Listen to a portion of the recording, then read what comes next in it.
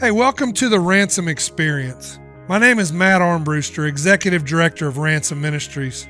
You're going to hear stories from people that we've served and people that serve alongside us, as well as those that we partner with throughout our community. You're going to hear about decisions they made throughout their life and things that happened through different avenues of their life that caused them to go down a path that they didn't see themselves going. Ransom Ministries empowers people to utilize their God-given gifts and talents in their career and for their community. All along the way, we learn how to help those close to us and also maybe even help ourselves. This is raw. This is real. This is Ransom. With every star, we are born again. So welcome to the Ransom Experience, where we try to bring issues that we're facing in reentry and people coming back into the workforce out into the public. So today we're going to bring us issue about housing. I'm going to let Tara tell you a little bit about what we're going to talk about today. By the way, this is my lovely wife, Tara.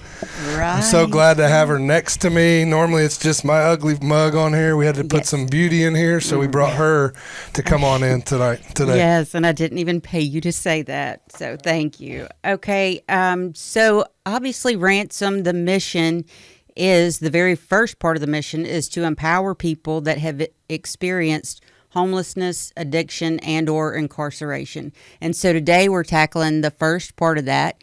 And really, a lot of times those things kind of all go hand in hand, right? If you've experienced addiction, then you've probably experienced homelessness at some point, or you may have been incarcerated at some point. So a lot of times those are not just singular issues.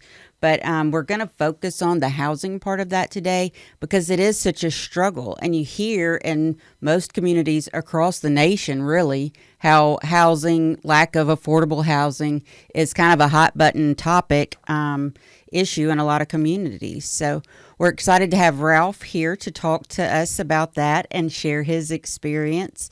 Ralph came through our program, right, and graduated there. And then you've been on staff several years now, almost 4, I think. 3 years. In January 4th was 3 years. Was your 3-year anniversary? Good.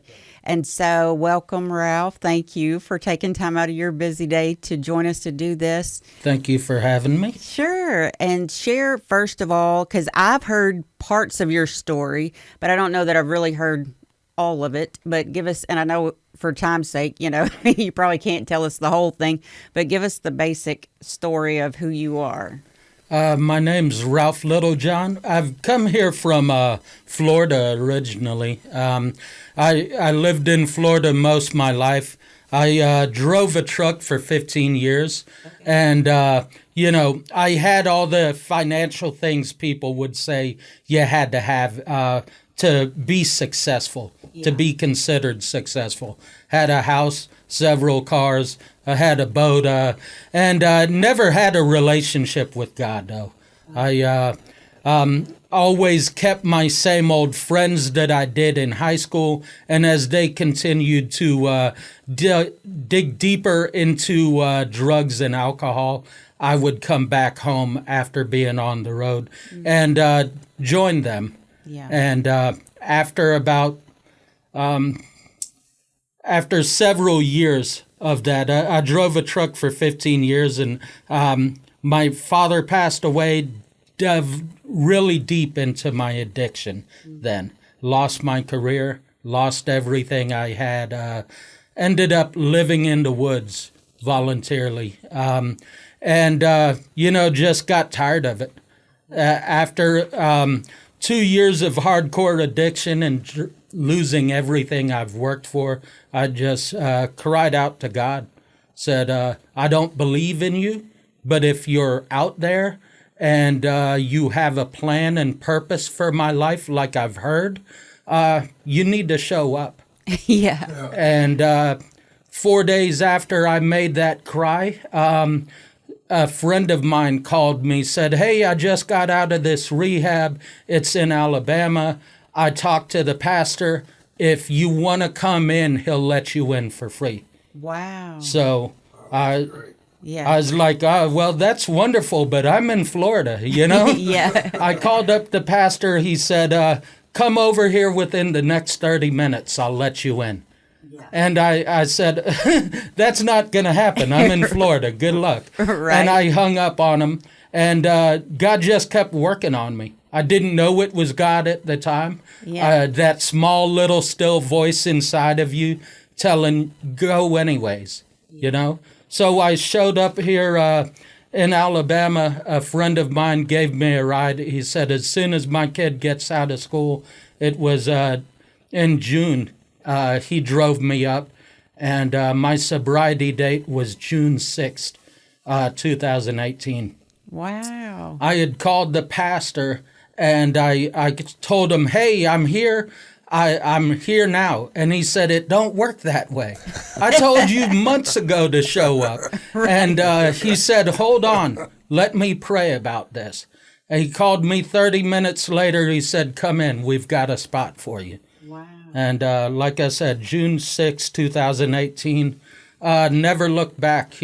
God told me I'd never go back. Never understood what he meant by that. I thought it was never go back to Florida, but right. It's so much more. It's never go back to addiction, never had a drug, cigarette, or alcohol, anything since that date. So, just a hard change, yes. Complete turnaround. Absolutely. That's amazing. That's funny because June 6th has a lot to do. We have a lot in June 6th. We do? Yeah, that's like our divorce dates. Oh, yeah. That was our divorce date, so we got right, together. Yeah. I don't know that. When he said that, I was like, hey, we got something in common. Yeah. We broke a habit also at 6. I mean, whatever, I'm not going to get into all that. Yeah, that's probably a whole different episode. So that's a phenomenal story, and I've heard it. I can't tell you how many times I've heard it, but each time I'm just amazed at how God opened the doors for Ralph to come. Yeah. Come to Wings of Life, first of all, which is a big partner of ours, and find himself there and learn a lot of leadership and get, his ordination for a ministry there. And then he comes along here and we see, from day one, I saw that he was different and he had a lot of gifts that we needed here. So that was really your first step to change, right? Was God just opened the doors and then you came to Wings of Life and God's all over that place, so you couldn't help but meet him while you were there and really start living for him. And I think that's really cool. So the next part of your journey is when you came here. Yes. Right. So what was that experience like when you first came to Ransom? When I first came to Ransom, I didn't know much about what y'all did. I've heard a lot of bits and pieces. My GED teacher was telling me, it'd be a great place. You could do this, you could do that. But I just know God opened up the door. And after being at the Wings of Life for 4.5 years, it was time to move forward. And I just trusted him. He would open the door that I needed to walk through. And this was it. And as I continue here, I've really found a sense of community.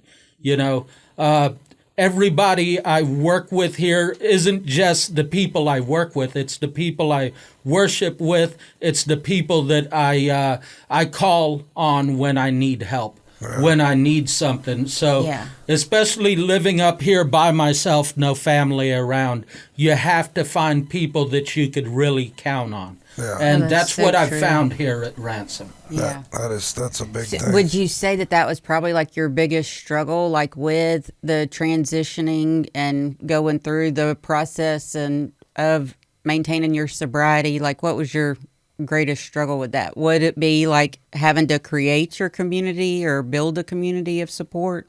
Yeah.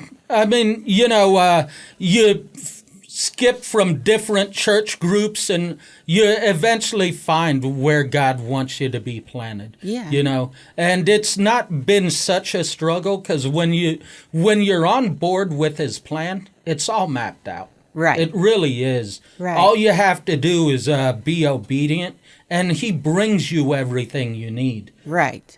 That's so true. And there's so much freedom in that probably. That Absolutely. It's not up to you, that, you just keep keep going, keep trying, keep pushing doors, and then walk through the ones that God opens, and allow Him to be in control of that. So what do you feel like from the program that you went, like our program at Ransom, what do you feel like was your biggest takeaway, or what helped you most through your time in that? Definitely a lot of the stuff I learned during reprogram. Some of those things I've learned in there I use today. I quote some of the teachers today. Right. And because the way that works is y'all have different teachers. Sometimes we have volunteers that come in and facilitate those classes and whatever. So you get kind of a good variety of different people that share with you. absolutely. Yeah. So with the classes, and then so you went through the classes, you did all the different things. Reprogram, by the way, we talked about it in the last podcast, kind of what it was. It's just a class portion of what we learn and to go through the different phases. And back when you did, we didn't have phases. We just did 90 days. And so you came there. So then we, like I said earlier, we saw good things in you. We saw leadership skills, and I really felt like you were going to be a part of our team and our staff. And what was that like when I came to you and said, "Hey, I think that we have a place for you here"? To be honest, it was a little overwhelming because I didn't have the confidence in myself that other people had in me. Yeah. So they would tell me, "Oh, I've got this plan for you. I've got something great for you to accomplish." And I just had to realize that it's not me. It's God doing it through me. All I got to do is sit back, shut up, and let Him take the lead. Right? Just show up. Yeah, he's already taken into consideration every which way I can mess it up. And if He still says you're going to do something, just let Him do it. Let yourself be the vessel He needs. Yeah. Right. So, and you were at Wings of Life, and you were living there when you came to Ransom, right? Yes. And so there was some overlap there where you were kind of but you were kind of in leadership in their program, and you had started in ours. You graduated, reprogram, were working in recycling. So tell me then, didn't you and Matt kind of come together with this idea of the Ransom Refuge and like a transitional housing because y'all saw that as a need for program graduates? Yes, Matt came to me with the idea. He said, I've got this file in my computer of a plan, look over it and tell me what you think. Yeah. And I seen it. I definitely seen potential in what it could become. And I just told Matt, I think we should move forward with this. And it initially started as housing for the leadership and just for the supervisors. And eventually it grown into what we have now, 2 different houses. We've got 9 trainees housed in it. And we've in talks about hopefully starting a women's house within the next few months. Right. Because both of the 2 houses that we have house men. Yes. And those guys pay rent, right? Yes. So talk about that a little bit, about how it actually works, because they also kind of have guidelines and rules. It is like sober living, and there's accountability in them being there. Absolutely. There's accountability. You have to go to church. You have to have a church home, which you can choose. Right. We don't force you to go to any certain church. We also have Bible study 2 nights a week. There is accountability. There's drug tests, alcohol tests. And it's just an extension of the community you find here at Ransom at the housing. So even after you've moved on to Ransom staffing, or one of our guys is fully hired on through merchants, he's still at Ransom housing, and he still has that community and that sense of brotherhood that a lot of us lack. Right. It's funny because a lot of us seeked out drug addiction and a community that would accept us no matter how we are. Right, And that's that's true. what Ransom gives us now, is come as you are, but we love you too much to let you stay that way. Right. Yeah, that's Yes. I love that. So those Originally, sorry. No, go ahead. Go ahead. Sorry, I'm trying to have a conversation with Ralph. I'm You saying, quit man, they interrupting. just forgot about me. I'm like, crap, I ain't even here no more.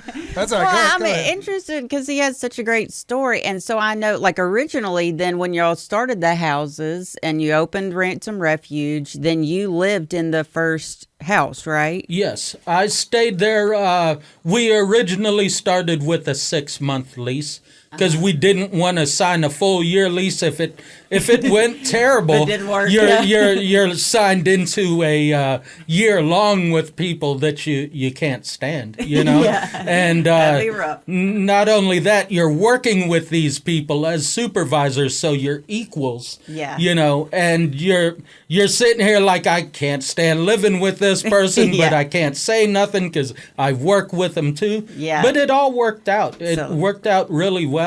Yeah, it's a lot of togetherness, right? Yes. Yeah. So, but you don't currently still live in a house. No, I've moved on and I've purchased my own since then. Yeah. I've been able to. I purchased a house almost in 3 months. I'll hit my 2-year mark. Wow. So I stayed at the Ransom house for a year, and that's to me what it was meant for. It's a launching point. You know, it allows you to. From the wings of life, it allowed me to, have my own food, prepare my own meals, start paying bills, and really prepare myself for what home ownership is going to be. Right.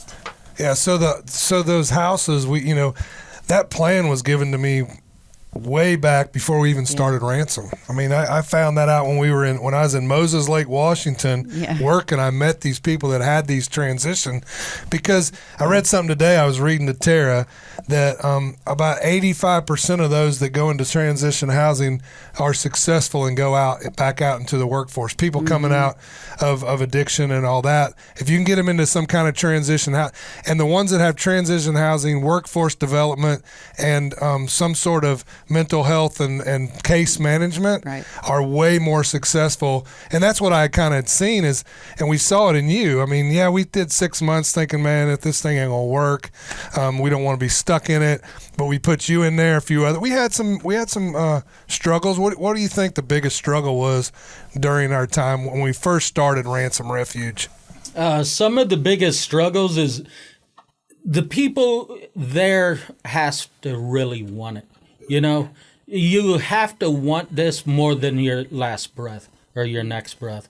There's no compromise. That's how I got into my mess in the first place, is the small compromises. Okay, it's okay for me to smoke a joint on my way to work.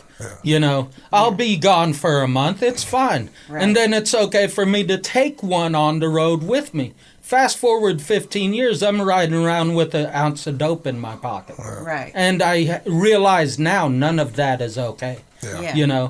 Especially in the Ransom houses, it's not okay. You have to have that accountability. As soon as you see your brother slipping or falling, you have to take him aside and talk Yeah. to him. Because Right. if you just look the other way, it's going to get worse. Yeah. And we saw some things through that we could do better, and we revamped the contract, for lack of a better word, of what we have them sign, and they agree to doing these things, so that way we can bring it to them and say, hey, you agreed to not drink while you're in this house. This is a sober living house, so you're going to have to move on. And that's been probably a struggle when you try to.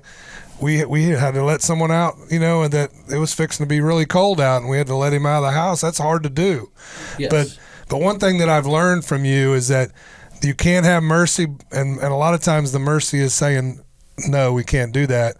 So what are some other things that you've seen as value of not only having the workforce development piece and working next to people, but adding that transitional housing piece to what we do? I think it's the next step.